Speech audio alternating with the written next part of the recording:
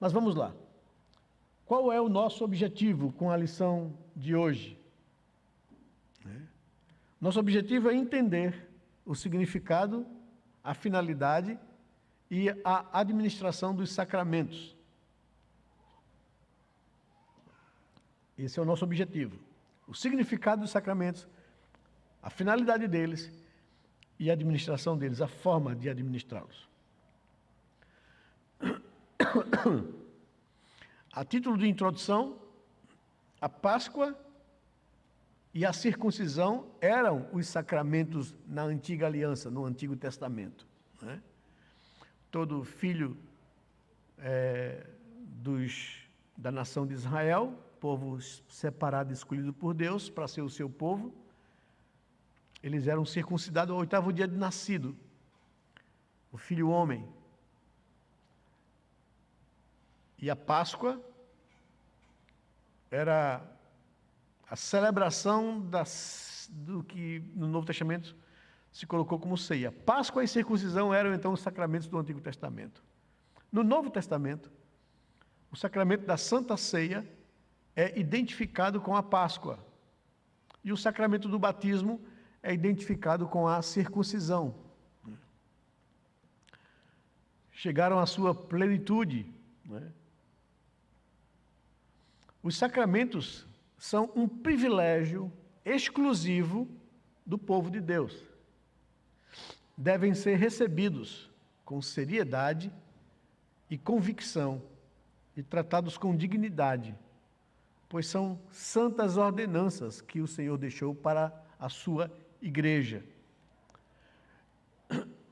É importante compreender, porém, que os elementos que compõem os sacramentos, o pão e o vinho na ceia e a água no batismo, não têm ou não são dotados de algum poder mágico, capaz de surtir efeito espiritual na vida de quem os recebe. Nós declaramos isso. O pão continua sendo pão e o cálice de vinho continua sendo vinho. A água do batismo também não tem poder para purificar pecado de ninguém. Não há nada de mágico nesses elementos. Então isso é importante que nós saibamos, porque vivemos numa cultura de um país colonizado pelo catolicismo que empresta a esses elementos poderes. Por exemplo, o dogma católico do batismo de um infante tira dele o pecado original, e o introduz agora numa vida de caminhada de santificação. E na missa, na Eucaristia, há um momento onde o sacerdote local impõe as mãos sobre os elementos e transforma aqueles elementos em corpo e sangue de Jesus. A igreja protestante, ou evangélica, não afirma isso, não crê nisso. Não há nenhum poder mágico na água, nem no pão, nem no cálice de vinho. Isso aqui é importante pontuar, essa diferença entre a cultura dogmática católica e a compreensão protestante acerca dos elementos da ceia do Senhor e do batismo.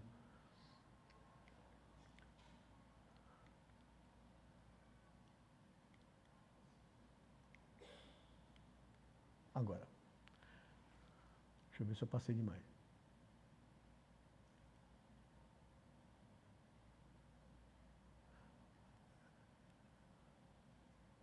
Pronto. É importante compreender que os elementos que compõem os sacramentos, o pão e o vinho na ceia e a água no batismo, não são dotados de algum poder mágico capaz de surtir efeito espiritual na vida de quem os recebe. Ficamos aí. E agora, não garantem por si só, por si mesmos, a salvação ou nenhuma outra bênção. O que os torna eficazes é a ação do Espírito Santo, não nos elementos em si, mas na vida da pessoa que os recebe. Então, eles representam aquilo que espiritualmente o Espírito Santo aplica à vida da pessoa, não é? São sinais dessa ação. São sinais externos de uma ação interna do Espírito no coração da pessoa. Então, é bom que a gente compreenda isso. Os sacramentos significam e representam realidades espirituais, né? A água do batismo, ele representa o lavar do Espírito Santo no coração da pessoa. O pão representa o corpo de Cristo que foi entregue na cruz para ser sacrificado. O cálice de vinho representa o seu sangue que foi derramado para a remissão dos nossos pecados. Então, isso são representações, não tem nelas poder. Quem aplica o poder é o Espírito Santo na vida da pessoa que recebe, ok? É um ato externo de algo que reconhecemos que aconteceu internamente na vida da pessoa. Mas vamos lá então para o conteúdo. Os sacramentos quanto à sua essência. Qual é a essência desses sacramentos? Primeiro, nós afirmamos são santos.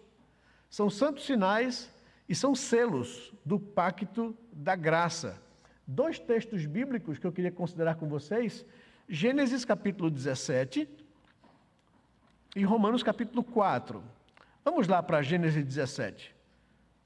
Vamos lá, vocês como bons estudantes, bereanos, que verificam se o que o pastor está dizendo é alguma heresia, ou se a Bíblia sustenta aquilo que nós afirmamos, né? Então, abra a sua Bíblia aí. Gênesis capítulo 17, verso 9 e verso 11, Deus estabelecendo, então, a aliança no Antigo Testamento. Ele diz no verso 9, Deus disse ainda a Abraão, guarde a minha aliança, você e a sua descendência no decurso das suas gerações. Esta é a aliança que vocês guardarão entre mim e vocês e a sua descendência. Todos do sexo masculino que estão no meio de vocês deverão ser circuncidados. Vocês devem circuncidar a carne do prepúcio e isso servirá como sinal da aliança entre mim e vocês. Então esse era o sinal da aliança no Antigo Testamento. São santos sinais e são selos do pacto da graça. Todo o israelita deveria pegar o seu filho, homem, ao 8º dia, apresentar ao sacerdote, e esse faria essa circuncisão, que era a retirada do excesso de pele no prepúcio no pênis do menino, né? Hoje a gente podia chamar de uma operação de fimose, né? A moda antiga, era assim que era feito. Um negócio estranho, né? A princípio, qual é o sentido disso, né? A medicina hoje diz que as mulheres judias, né, que tem essa prática até hoje entre os judeus, como selo da aliança de Deus com o povo, são as mulheres que têm menos incidência de câncer de colo de útero. Que coisa interessante, né?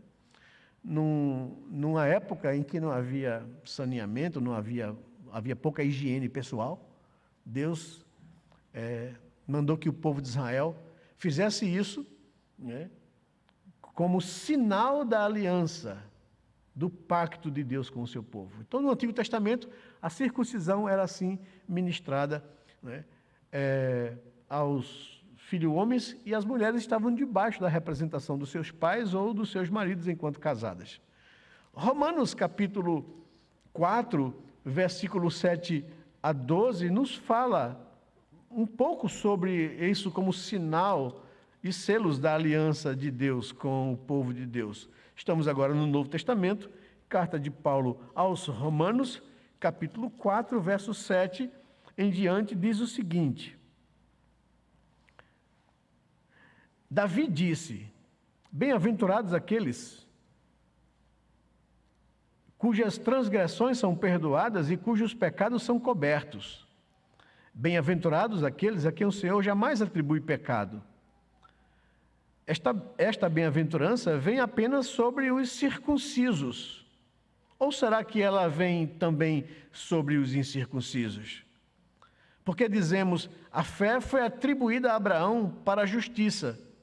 Como, pois, lhe foi atribuída, estando ele já circuncidado ou sendo ainda incircunciso. Não foi no regime da circuncisão, mas quando ele ainda não havia sido circuncidado. O verso 11 diz: e Abraão recebeu o sinal da circuncisão como selo da justiça da fé, que teve quando ainda não havia sido circuncidado. Isso para que ele viesse a ser o pai de todos os que creem, embora não circuncidados, a fim de que a justiça fosse atribuída também a eles. Ele é também pai da circuncisão, isto é, daqueles que não são apenas circuncisos, mas também andam nas pisadas da fé que teve Abraão, nosso pai, antes de ser circuncidado. Então, Paulo está dizendo aqui que esse era o selo da aliança que Deus estabeleceu com o seu povo, a circuncisão, a partir de Abraão, fazendo dele uma nação. Então, a essência do sacramento está no fato de que são sinais santos e selos do pacto que Deus faz com o povo a quem ele chamou para servi-lo. Os sacramentos, também temos que ver quanto à sua instituição, quando eles foram instituídos, para quê, né? Então, são instituídos e ordenados pelo próprio Senhor. Foi o Senhor quem instituiu agora no Novo Testamento, né, a mudança da circuncisão para o batismo, da Páscoa para a ceia. Mateus capítulo 28, verso 19, é um texto muito conhecido, onde Jesus diz que eles deveriam ir fazer discípulos de todas as nações, batizando-os em nome do Pai, do Filho e do Espírito Santo. Não é? Então, o batismo agora é o selo dessa nova aliança. Agora, o batismo, enquanto a circuncisão era administrada apenas para o filho homem, o batismo é administrado para todos, homens e mulheres, jovens e velhos, não é? Então, foi a mudança, essa instituição que Jesus deu, que ele ordenou no Novo Testamento. Marcos, capítulo 14, também vai falar nesse mesmo sentido, não é? De Mateus, capítulo 28. Marcos 14, 22, nos diz o seguinte, esse texto. E enquanto comiam, Jesus pegou um pão e, abençoando, o partiu e lhes deu, dizendo, se você vê, enquanto eles comiam a Páscoa, né? Começa do verso 12, a celebração da Páscoa, naquela quinta-feira, antes de Jesus ser entregue nas mãos das autoridades. Ele estabelece a ceia no lugar da Páscoa.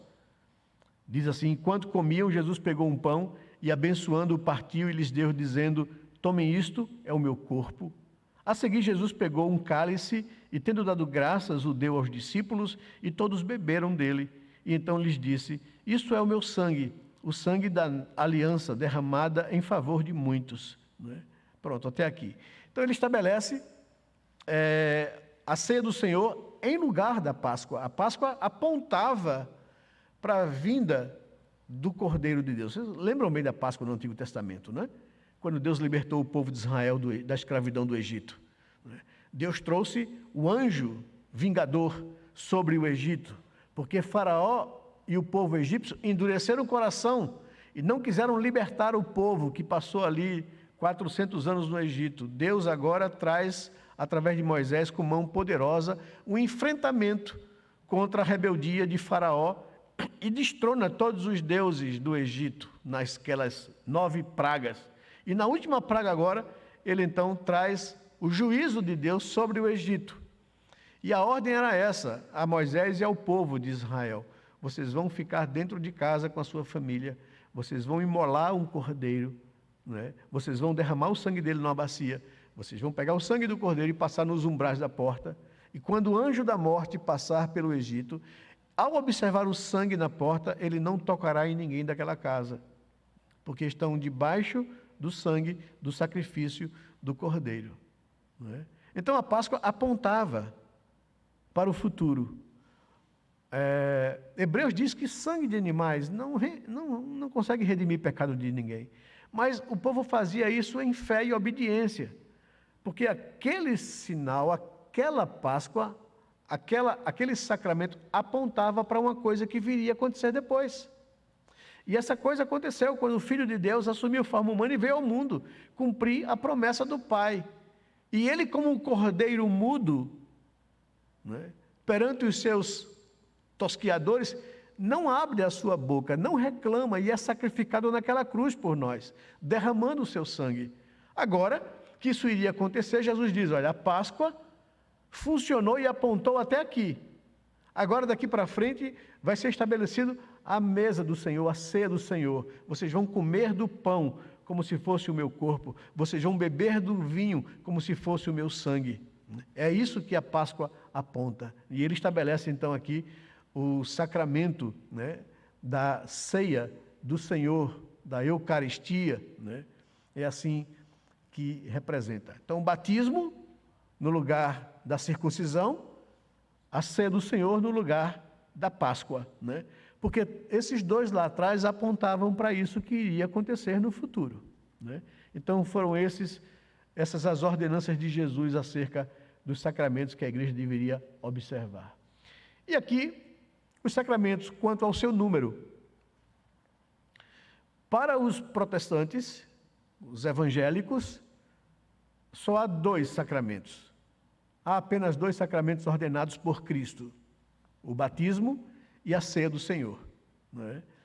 Por que nós enfatizamos isso? Porque você vai ver que no catolicismo são 7 sacramentos, não é?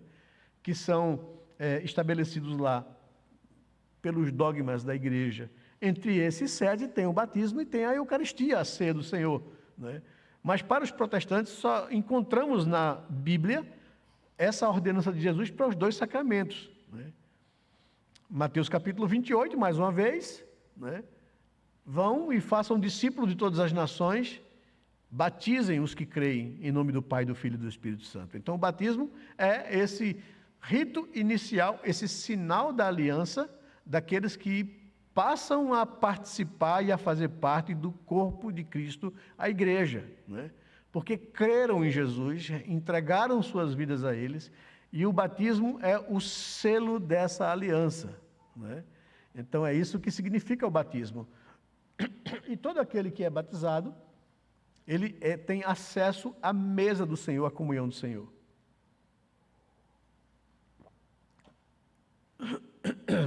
Estou ruim hoje. Paulo, escrevendo aos Coríntios, na sua primeira carta, no capítulo 11, ele exorta a igreja e faz algumas correções, porque a igreja estava participando da mesa do Senhor de forma leviana, de forma irresponsável. E aí Paulo traz uma dura na igreja em Corinto, dizendo, olha, vocês estão se metendo num negócio que vocês não deveriam fazer dessa forma. O verso 23 ao verso 26, ele diz assim, aqui ele já está instruindo depois da repreensão, né? O verso 23. Porque eu recebi do Senhor o que também vos entreguei ou vos ensinei, que o Senhor Jesus, na noite em que foi traído, pegou um pão e, tendo dado graças, o partiu e disse, isto é o meu corpo, que é dado por vocês, façam isto em memória de mim. Do mesmo modo, depois da ceia, pegou também o cálice, dizendo, este cálice é a nova aliança no meu sangue, façam isto todas as vezes que o beberem em memória de mim. Porque todas as vezes que comerem este pão e beberem o cálice, vocês anunciam a morte do Senhor até que ele venha, né? Então, eis aí esses 2 sacramentos que nós entendemos serem apenas esses 2 que o Senhor estabeleceu para que a igreja pudesse observar, né? O batismo inicial e a ceia, a comunhão com Cristo Jesus, a comunhão com o Senhor. Os sacramentos, qual a finalidade deles, né? Qual é a intenção do Senhor aqui? Aí são várias coisas que eu queria colocar para vocês. Primeiro, eles representam Cristo e os seus benefícios, bem como nossa união com Ele, né? Vários textos aqui que eu queria que vocês pudessem acompanhar comigo. Romanos capítulo 6, versos 3 e 4, nos diz o seguinte acerca da finalidade dos sacramentos, que representam Cristo e os seus benefícios da nossa união com Ele. Diz o verso 3 de Romanos capítulo 6, o seguinte, Ou será que vocês ignoram que todos nós que fomos batizados em Cristo Jesus, fomos batizados na sua morte? Fomos sepultados com ele na morte pelo batismo, para que, como Cristo ressuscitou dentre os mortos pela glória do Pai, assim também nós andemos em novidade de vida. Então vejam, né, representa o que Cristo fez. Ele morreu, né, e ele ressurgiu. Nós, quando somos batizados, isso representa esses benefícios de Cristo. Nós fomos mortos para o pecado e ressuscitados para Deus em Cristo Jesus. Primeira carta aos Coríntios, capítulo 10, versículo 16. Esse texto nos diz o seguinte, acerca dessa representação de Cristo e seus benefícios nos sinais da aliança, nos sacramentos. 1 Coríntios, capítulo 10, verso 16, diz assim a palavra de Deus. Vou pegar aqui. Não é fato que o cálice da bênção que abençoamos é a comunhão do sangue de Cristo? E não é fato que o pão que partimos é a comunhão do corpo de Cristo? Né? Então, Paulo está dizendo aqui aos irmãos em Corinto que quando nós ministramos a ceia, né, e comemos o pão e bebemos o cálice, nós estamos nos identificando com Cristo, recebendo os benefícios da sua morte e da sua ressurreição, do seu sacrifício por nós e da nossa união com Ele, né? A celebração da ceia é isso. A Bíblia traz uma comparação, só para que a gente possa chegar mais junto de compreender o que é isso, e usando um pouco daquilo que nós pregamos hoje pela manhã. Quando um casal entra numa aliança de casamento, né, e fazem promessas um ao outro, de compromisso de vida juntos, entregando-se um ao outro, né, e prometendo cuidar dessa entrega, né, eles selam o seu casamento com uma aliança, com um anel, né? Então, o batismo é a nossa aliança, é o símbolo da nossa aliança com Cristo. Um anel, geralmente de ouro na nossa cultura, é um símbolo da união de um homem com uma mulher. Após esse compromisso, né, o homem e a mulher têm livre acesso ao proveito da intimidade sexual. Eles agora estão usando o que Deus lhes deu a nível de sexualidade para vivenciar isso na relação, na intimidade de casamento, celebrando a sua união. Então, a ceia do Senhor serve como isso. O batismo é a minha aliança com Cristo, eu me entreguei a Cristo. Eu sou dele e ele é meu, né? Agora eu tenho acesso à mesa do Senhor, à sua intimidade, para que a minha união com Cristo seja estabelecida cada vez mais e a minha comunhão com Ele. Não? Então, essa é uma figura bem importante que a Bíblia usa, de Cristo se dando pela sua noiva, a igreja. Né? E a relação de casamento, eu posso me deleitar sexualmente com a mulher que eu escolhi após uma aliança de compromisso. Uma aliança de vida juntos. Então, serve como essa aqui. Então, a finalidade dos sacramentos representa Cristo e os seus benefícios, bem como a nossa união com Ele. Me entreguei a Cristo, fiz a minha profissão de fé, recebi o batismo como selo da aliança, tenho acesso à mesa do Senhor, que é a minha comunhão com Cristo, minha união com Ele, né? Ainda aqui em 1 Coríntios, capítulo 11, verso 24, texto que nós já lemos, né? O apóstolo Paulo orienta assim a igreja nesses termos aqui, no verso 24 ao verso 26. Ele diz o seguinte: e tendo dado graças, o partiu, isto é o meu corpo, que é dado por vós, façam isso em memória de mim. Por modo semelhante, depois de haver ceado, pegou também o cálice, dizendo: este cálice é a nova aliança no meu sangue, façam isso todas as vezes que o beberdes em memória de mim. Porque todas as vezes que comerdes este pão e beberdes o cálice, vocês anunciam a morte do Senhor até que Ele venha, que Ele retorne. E na carta aos Gálatas, Paulo orienta a igreja, no capítulo 3, verso 24, em relação a essa questão da finalidade dos sacramentos. Ele diz assim, no verso 27 de Gálatas, capítulo 3: Porque todos vocês que foram batizados em Cristo Jesus, dele se revestiram. Todos os que foram batizados em Cristo, dele se revestiram. Não é? Então, representam Cristo e os seus benefícios, mas também, deixa eu aqui andar com vocês, confirmam o interesse da pessoa que entendeu o Evangelho por Cristo. Esse é o interesse natural de uma pessoa que foi alcançada pelo Evangelho. Ela deseja entrar em aliança com Cristo, e o batismo é essa aliança. Então, esse é um desejo natural do coração de uma pessoa que entendeu a graça do Evangelho, que quer se unir a Cristo ou assumir isso publicamente. Lá em Atos capítulo 2, Pedro está pregando aquele primeiro sermão evangélico, né? A inauguração da igreja, o nascimento da igreja ali de forma real está ali. Ela existia de forma embrionária no Antigo Testamento, mas a igreja nasce visivelmente ali em Pentecostes, naquela festa de Pentecostes, quando o Espírito Santo vem sobre aqueles 120 que esperaram a promessa de Deus, do Pai. E os judeus que estavam ali, vieram de todo mundo para adorar em Jerusalém, na festa nacional de Pentecostes, veem o que aconteceu com aqueles discípulos de Jesus. Ficam pasmados porque ouviam eles falar das grandezas de Deus no seu próprio idioma materno, porque eram judeus dispersos pelo mundo, espalhados pelo mundo. E Pedro então prega um sermão, porque havia alguns que diziam, eles estão embriagados. E Pedro, nada disso. Acontece com eles o que Joel disse na sua profecia, que derramarei sobre toda a carne o meu espírito naqueles dias, diz o Senhor.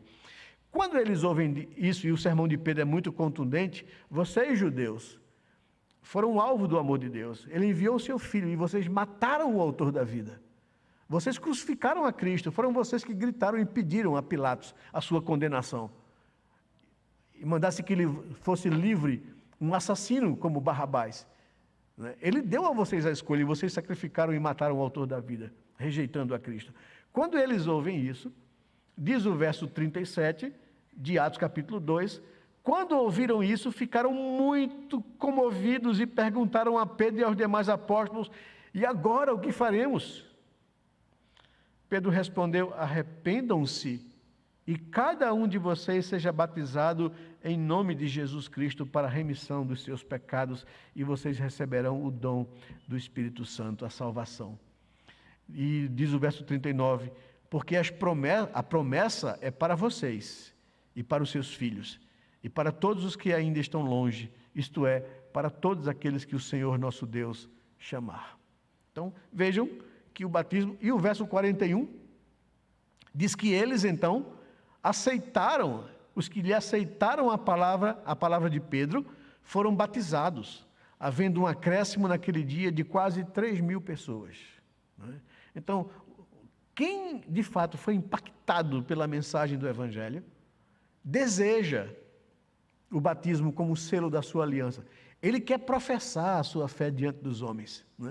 Romano diz isso, aquele que professar a fé diante dos homens, também eu professarei diante do meu Pai que está nos céus. Aquele que assume esse compromisso diante de Deus.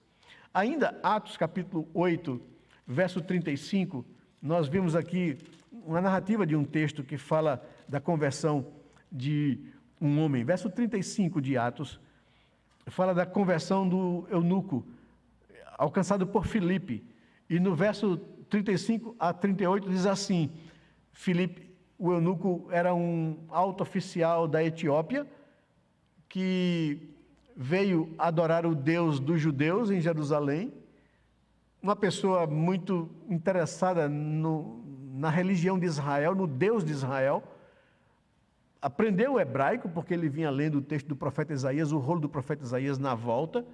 O Espírito Santo mandou Filipe ficar naquele deserto ali de Gaza, para que quando aquela caravana passasse, ele pudesse ser usado por Deus para alcançar aquele homem. Filipe não sabia nada disso, mas Deus mandou e ele saiu lá de Samaria e foi para lá. Chegando lá, ele ouviu aquele homem, aquela caravana passando, de uma pessoa muito importante, sendo levado por servos, e ele via lendo em voz alta o profeta Isaías. E Filipe perguntou a ele: você entende o que você está lendo? E ele disse: como eu vou entender se ninguém me explicar? Me diga se o profeta fala dele mesmo ou de algum outro. Ele falava de Isaías 64, da vinda do Messias. E o verso 35 nos diz que aquele homem, Filipe, a partir desse texto da Escritura, expôs todo o evangelho para ele, e ele creu. E ele fez essa pergunta a Filipe no verso 35. Ele disse: então Filipe explicou, e começando com esta passagem da Escritura, anunciou-lhe a mensagem de Jesus. Seguindo pelo caminho, chegaram a certo lugar onde havia água. Então o eunuco disse: eis aqui água, o que impede que eu seja batizado? Filipe respondeu: nada, é lícito, se você crê de todo o coração. Então ele disse: eu creio que Jesus Cristo é o Filho de Deus. Então mandou parar a carruagem, ambos desceram a água e Filipe batizou o eunuco. Então esse texto mostra que o desejo natural do coração de quem conheceu a graça de Cristo é assumir um compromisso público com Ele através do batismo. E 1 Coríntios, capítulo 11, verso 20 e 21, fala também, de que o sacramento, ele confirma o nosso interesse por Cristo. O apóstolo Paulo aqui, mais uma vez, no capítulo 11 de Corinto, agora do verso 20, ele diz o seguinte, verso 20, quando, pois, se reúnem no mesmo lugar, e aqui é um exemplo negativo, É um exemplo contrário, porque os coríntios estavam tratando de forma leviana a mesa do Senhor, a intimidade com Deus e a sua união com Cristo. Quando, pois, vocês se reúnem no mesmo lugar, não é a ceia do Senhor que vocês comem, porque cada um come ou toma precipitadamente, antecipadamente a sua própria ceia, enquanto fica com fome e outro embriagado. Será que vocês não têm casas onde podem comer e beber? Ou vocês menosprezam a igreja de Deus e envergonham os que nada têm? Que posso dizer a vocês? Devo elogiá-los? Nisto certamente não posso elogiá-los. Então Paulo dá uma repreendida aqui nessa igreja, dizendo que a maneira com que eles estavam se portando diante da mesa do Senhor desonrava o Senhor, mostrava a falta de piedade e temor. E Paulo mais tarde vai dizer: vocês estão comendo essa ceia para o juízo de vocês e não para o bem de vocês.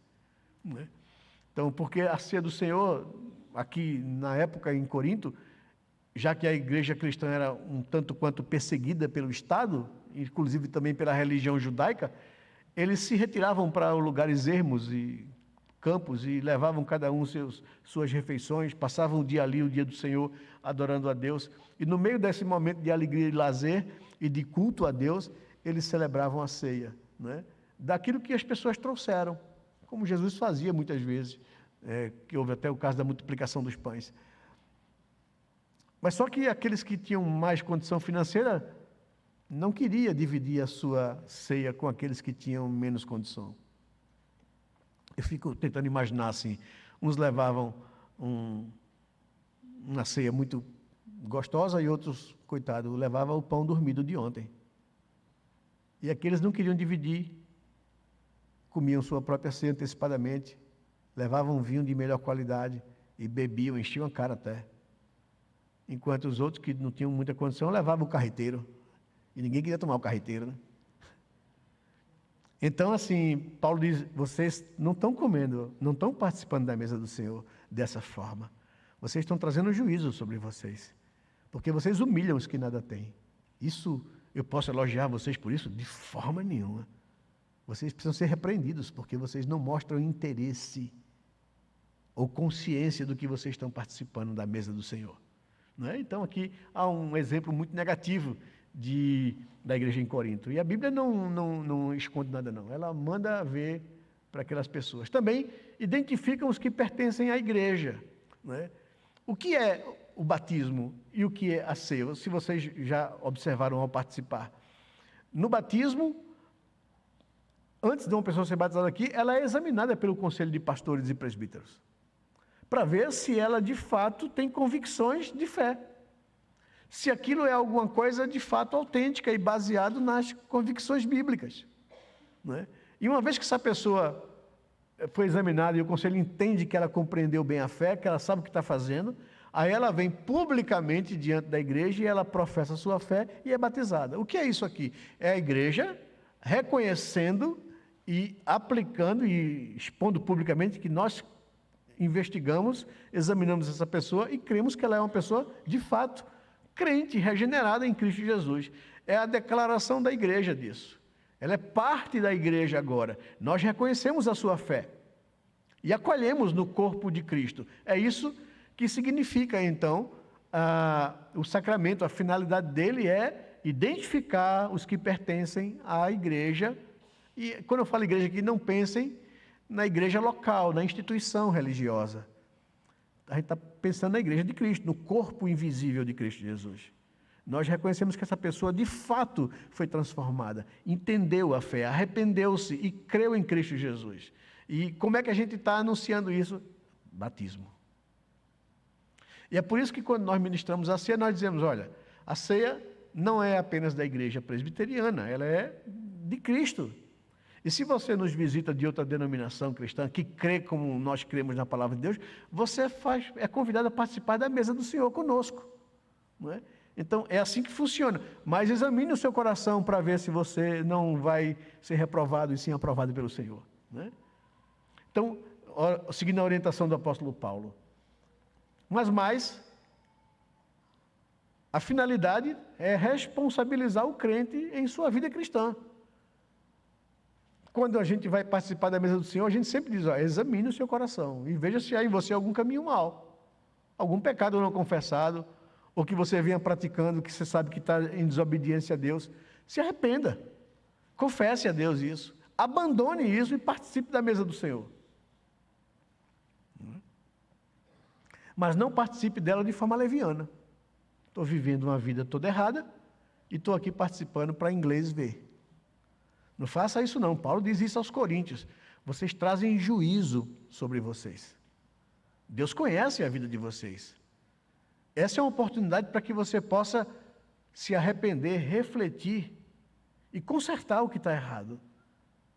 E você pode participar da mesa do Senhor se há essa disposição sincera do coração, né? Mas não faça de forma leviana. Então, essa é a ideia. Ela responsabiliza o crente. Agora, eu carrego em mim, quando eu sou batizado e sou membro da igreja, eu carrego em mim o testemunho de Cristo. Eu posso glorificar a Cristo com o meu comportamento e vida, ou posso envergonhar o Evangelho com o meu comportamento e vida. Então, os sacramentos têm por finalidade trazer sobre nós responsabilidade diante de Deus e dos homens, né? Então, imagina, eu, pastor, estou aqui ensinando, pregando e me identificando como cristão e estou vivendo uma vida toda troncha. Eu envergonho a Cristo, eu envergonho a igreja, não é? Então, a igreja de Cristo. Então, traz sobre a gente responsabilidade, sim. E por fim,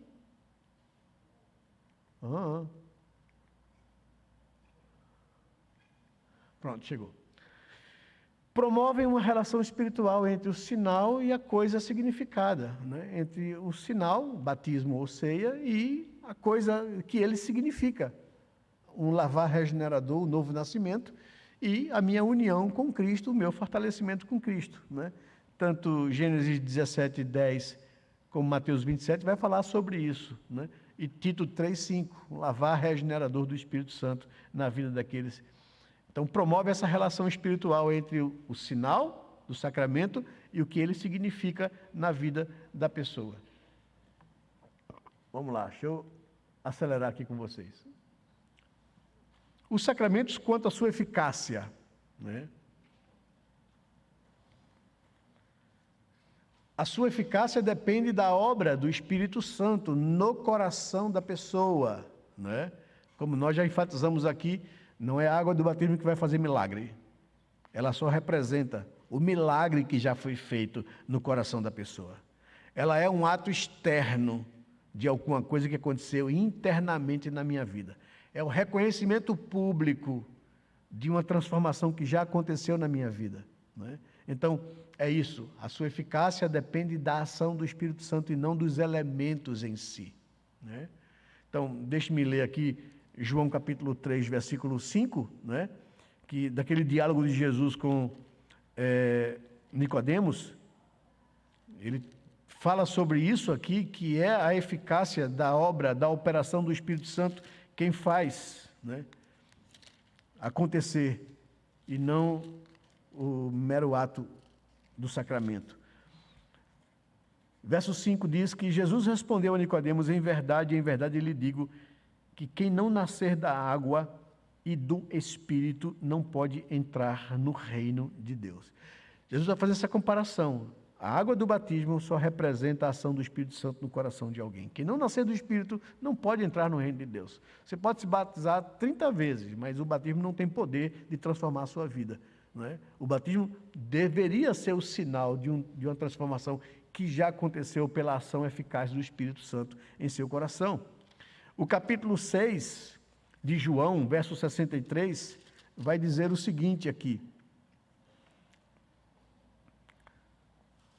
o Espírito é o que vivifica, a carne, o Espírito é o que vivifica, a carne para nada aproveita. As palavras que eu lhe tenho dito, tenho lhe falado, são Espírito e são vida. Então, não é o ato de coisa alguma que se faça, mas é a ação do Espírito Santo no coração da pessoa. Uma outra coisa aqui importante é a sua eficácia. A sua eficácia depende da dignidade com que são recebidos, e aqui é importante isso, né? Algumas vezes a gente examina pessoas que vêm de uma outra denominação, ou que foi batizada muito jovem, muito recente, e não sabia bem o que é que estava fazendo, não tinha consciência do que significa. A pessoa pergunta: pastor, eu vim de uma igreja onde eu fui batizada, tal, virou, mexeu. Mas aquilo para mim não teve sentido, porque eu não tinha consciência do que eu estava fazendo. Eu digo: então se batize novamente, não tem problema nenhum não. O que você tem que fazer, você tem que ter consciência do que você está fazendo diante de Deus, não é? Então, a eficácia do sacramento, quer seja o batismo, quer seja a ceia, não é, depende da dignidade com que são recebidos. A consciência da pessoa que está recebendo aquilo, né? Atos capítulo 8, verso 13 a 23, falando daquela questão do eunuco, né? Ele tem consciência: eu creio que Jesus Cristo é o meu Senhor e Salvador, eu creio nele como Senhor.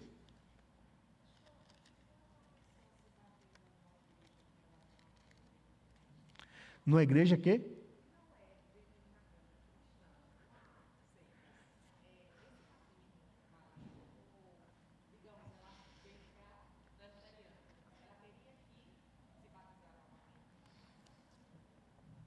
É porque aí a gente vai ter que examinar qual igreja ela veio e com que conteúdo foi feito o batismo, né? Assim, porque, deixa eu dizer uma coisa assim, aqui a gente está tratando da dignidade com que a pessoa recebeu, tá? Então, se é uma igreja que tem equívocos doutrinários, isso não anula o sacramento. Mas se é uma heresia clara, então não tem valor nenhum. Então, é uma pergunta que a gente precisaria analisar a origem de onde a pessoa veio, não é? Porque, assim, não existe igreja, denominação, que seja, assim, 100%. Porque, infelizmente, é constituída de seres humanos.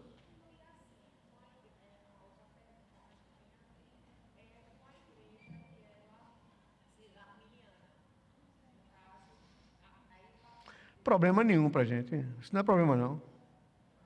Isso é um detalhe teológico que não afeta o que é primordial, não é? Não. Não é?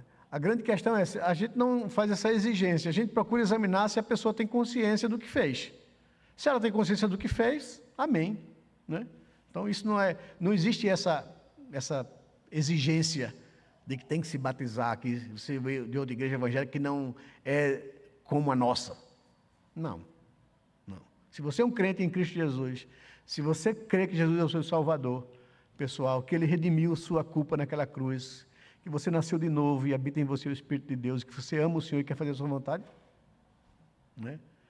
A pergunta do eunuco lá em Atos capítulo 8, esse que a gente está vendo ali, 13, é porque o eunuco, ele não era um israelita, ele não conhecia, ele não vem dessa origem, não tem esse pedigree, né? Só que ele era interessado pelo Deus de Israel. Ele aprendeu o hebraico. Não sei se você conhece o hebraico. Pensa numa língua difícil. Não tem vogais, né? É totalmente diferente daquilo que a gente imagina como uma língua, né? Então, assim, ele aprendeu o hebraico para poder ler a Escritura. Ele adquiriu um rolo do profeta Isaías. Isso é caro na época, isso não tinha publicação e produção de texto, não. Era manuscrito. Ele tinha que comprar de um escriba, encomendar um texto para um escriba escrever, para que ele pudesse ter acesso. Então, isso custava dinheiro. A gente vê que essa pessoa tinha interesse, ele tinha posses, ele era o primeiro-ministro do tesouro da Etiópia, ele tinha posses, mas ele tinha um interesse pelo Deus de Israel. Mas só que ele era um eunuco, era uma pessoa que havia sido emasculada. E na religião judaica, para uma pessoa se tornar um judeu, tinha que ser circuncidado. A pergunta dele a Filipe é lícito, eu posso, sendo eu uma pessoa emasculada? Porque os judeus não me permitem ser da religião deles. Eu posso? E Filipe disse, pode. Qual é o problema? É lícito se você crer. A exigência é se você crer de todo o coração. E ele disse, eu creio que Jesus Cristo é o Filho de Deus. Foi batizado, não é? Então, a eficácia do sacramento depende da dignidade com que é recebida, da consciência da pessoa esse ato. Por isso Paulo está dizendo, não participe da mesa do Senhor, ó Coríntios, de forma leviana, porque o Senhor vai julgar vocês por isso. É a quebra do mandamento, do terceiro mandamento, né? A atitude com que eu adoro a Deus. Deus não terá por inocente aquele que toma o seu nome em vão, né? Então é a atitude do coração. O sacramento vai depender da dignidade com que ele é recebido também. E para acabar, ainda bem, sacramentos quanto à sua administração. Quem é que pode ministrar ou administrar o sacramento, né? E aqui, claro, só podem ser administrados por um ministro da palavra legalmente ordenado, né? Não é qualquer pessoa que faz isso. Hebreus capítulo 5, versículos de 1 a 4, ele fala sobre o sacerdócio. Deus estabeleceu o sacerdócio para que seja ministrado os sacramentos que ele ordenou à igreja. E no capítulo 5, aqui de Hebreus, versos de 1 a 4, diz que cada sumo sacerdote, sendo escolhido dentre os homens, é constituído nas coisas relacionadas com Deus, a favor dos homens, para oferecer dons e sacrifícios pelos pecados.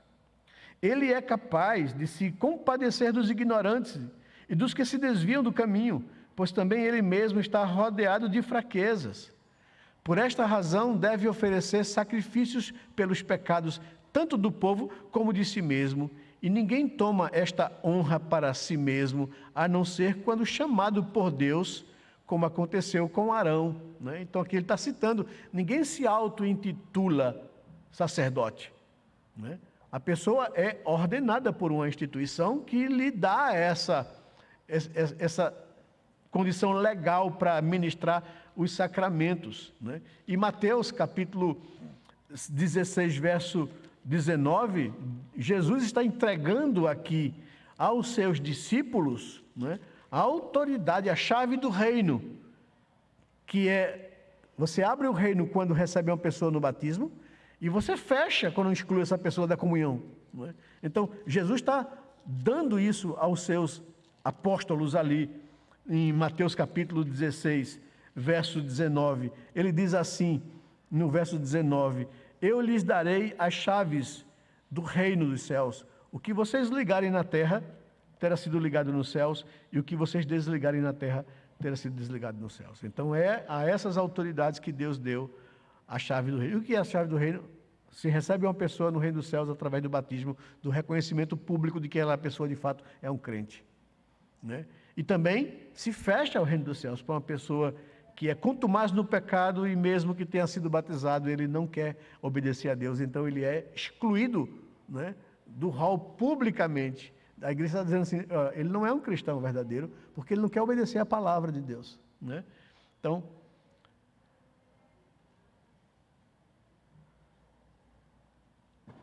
deixa eu ir lá para o final já, que essa outra é de uma outra lição que eu não vou entrar com vocês não.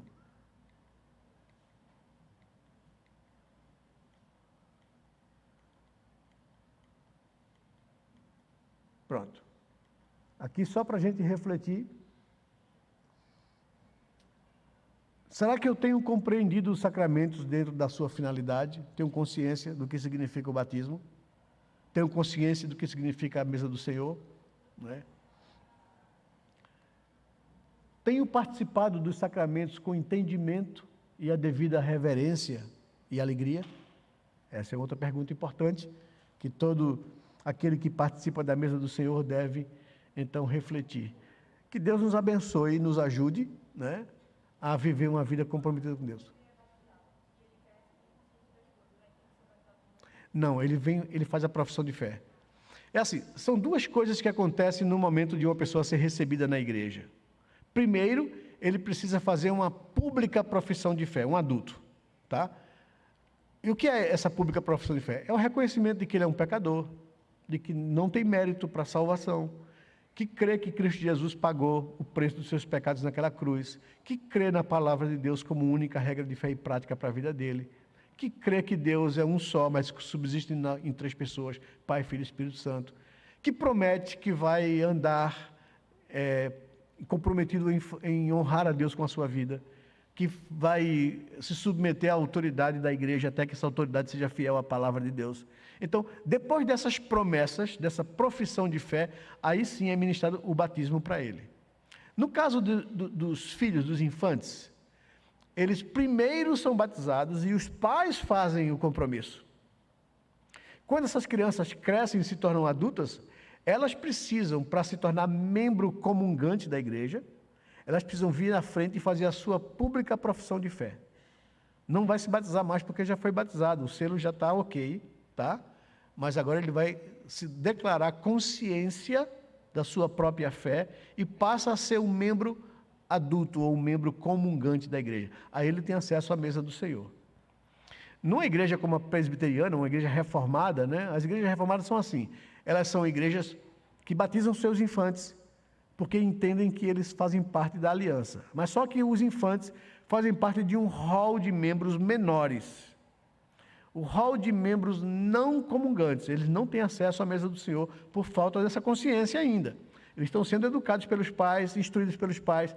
Quando se tornam adultos e tomam essa consciência, aí eles vêm fazer a sua profissão de fé para poder fazer parte da mesa do Senhor, né? Então é assim que funciona. Nem toda igreja evangélica é assim, porque tem igrejas evangélicas que não batizam os filhos, porque acham que isso é uma decisão deles quando crescerem, né? Mas as igrejas reformadas não, diz que não. O pai assume responsabilidade diante de Deus pelo filho, né? E ele faz a profissão de fé pelo filho.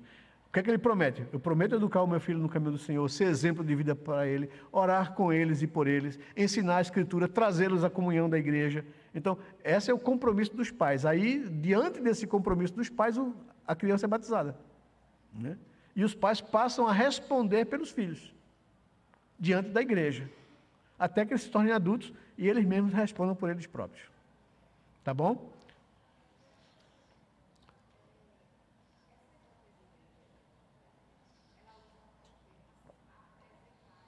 Sim. Não é a mesma coisa porque não tem o selo da aliança. O que a gente está estudando aqui é que o sacramento do batismo é o selo da aliança, de que aquela pessoa pertence a Deus. E a promessa é feita para mim, em toda a Bíblia, e para os meus filhos e para as gerações que virão.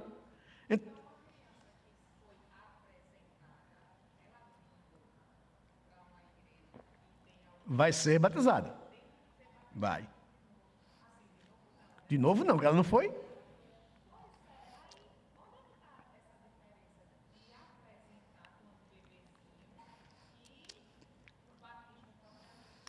Porque o batismo, imagine só, vou trazer daqui. Estou por aqui vivendo a minha vida. Qualquer mulher que olhar para mim vai saber que eu sou uma pessoa descomprometida.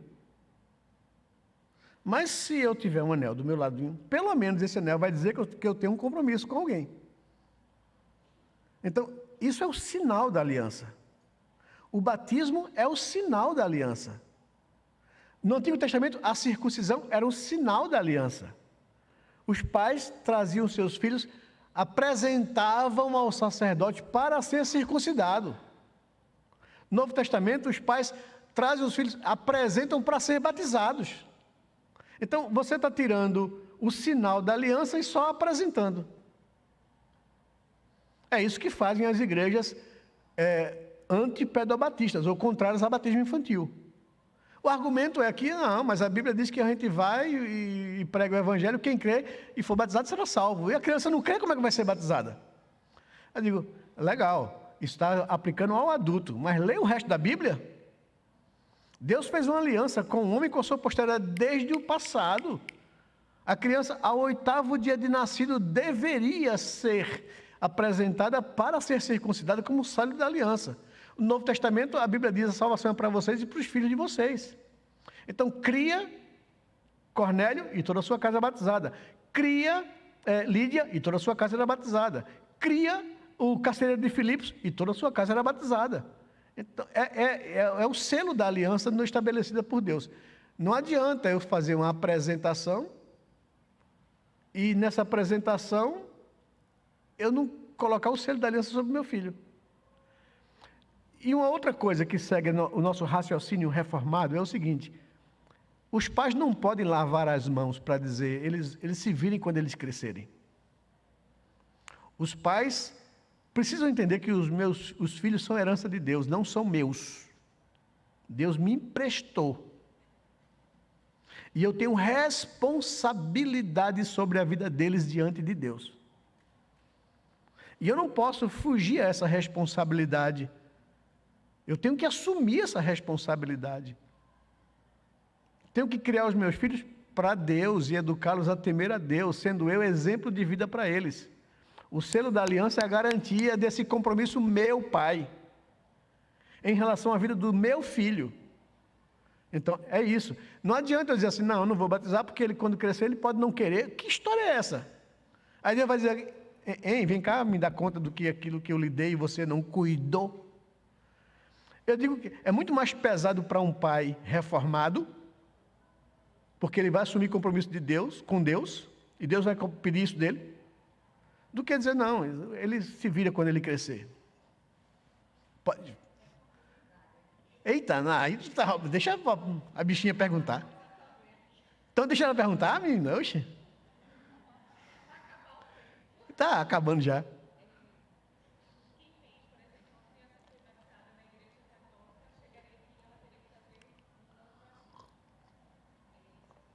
Por quê? Por quê? Porque o batismo praticado na Igreja Católica é um dogma que afirma que a água do batismo regenera a criança e tira o seu pecado original. Nós não cremos que a Bíblia ensina isso. Então, por isso, nós não reconhecemos esse batismo como sendo um batismo bíblico. Tá? Veja, as igrejas que são contrárias ao batismo de criança nos acusam, os presbiterianos, de sermos católicos mansos, né? Gostam de fazer isso com a gente. Mas o que a gente pratica não tem nada a ver com o que o catolicismo ensina. Não é o dogma de tirar o pecado original da criança e colocá-la no caminho, não é? Nós batizamos por causa da promessa de Deus, porque os nossos filhos são herança do Senhor para a gente, e a gente assume diante de Deus responsabilidade sobre a vida deles. Então, é totalmente diferente o conteúdo do que é praticado no catolicismo e do que é praticado nas igrejas pedobatistas protestantes. Né? Então, por isso, nós não achamos ou não consideramos esse batismo como sendo o conteúdo dele, não é um conteúdo que nós cremos que a Bíblia nos ensina. É feito com água, ok. É feito em nome do Pai, do Filho e do Espírito Santo, ok. Mas o que ele representa não bate com o que a gente entende, que seja bíblico. Então, assim, por isso, uma criança que veio de uma igreja católica, os pais chegaram aqui, ela vai ser batizada com o compromisso dos pais diante de Deus. Pais que chegaram de uma igreja batista, por exemplo, que não batiza, ou uma assembleia que não batiza crianças, ao se tornar membro aqui, a primeira pergunta que vão fazer é: e os filhos? Não, mas eu não creio. Então você não está pronto para ser recebido como membro, porque você vai ter que assumir esse compromisso diante de Deus. A gente não pode receber vocês e não requerer de vocês que assumam esse compromisso pelos seus filhos. Então,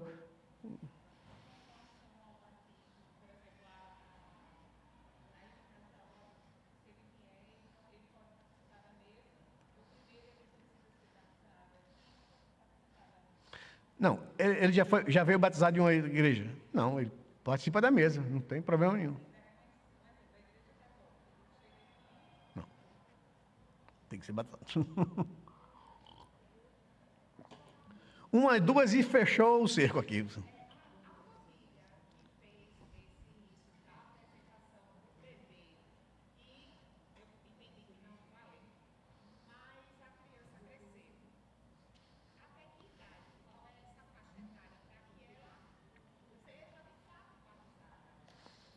Profissão de fé e batismo, você está falando agora, não é isso?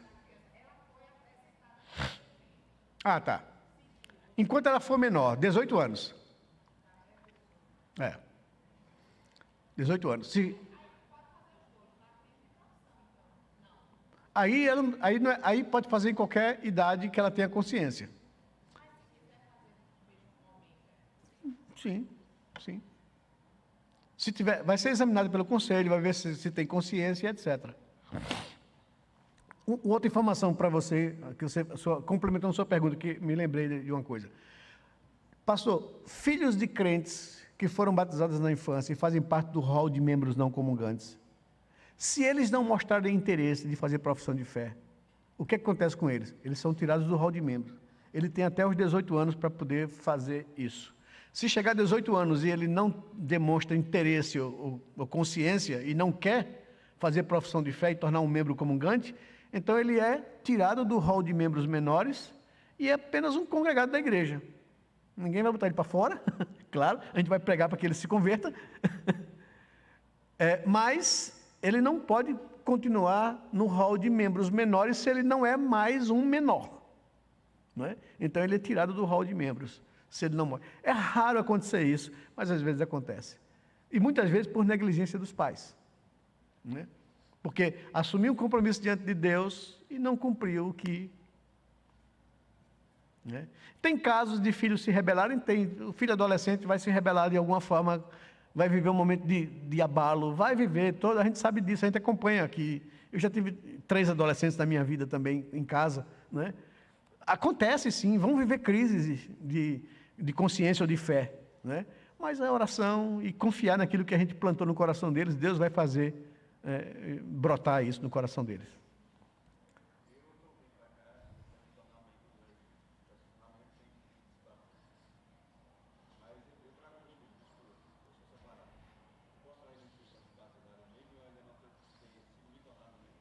Não, aí pronto, boa pergunta. Você primeiro deve assumir o seu compromisso público, para depois os seus filhos. Não é? Então, por quê? Porque o batismo é feito aqui para filhos de pais crentes que já assumiram o compromisso público e são membros da igreja. Aí esse sim tem o dever e o direito de batizar os seus filhos. Não é? Se você ainda não é membro e tem filhos menores e você queria fazer isso, primeiro você tem que tornar membro para poder então... Pode ser até no mesmo momento. Me tornei membro e trago os meus filhos para serem batizados. Pode ser, no mesmo momentinho, não é? Mas você tem que ser membro. Porque você vai ter que ser membro para que nós, igreja, possa cobrar de você se você está educando seus filhos no caminho do Senhor. Como é que a gente vai cobrar de você? Você nem membro é. Mas os seus filhos são, então não faz sentido. Não é? Primeiro você, o pai, depois os filhos. Ok? Ou no mesmo momento.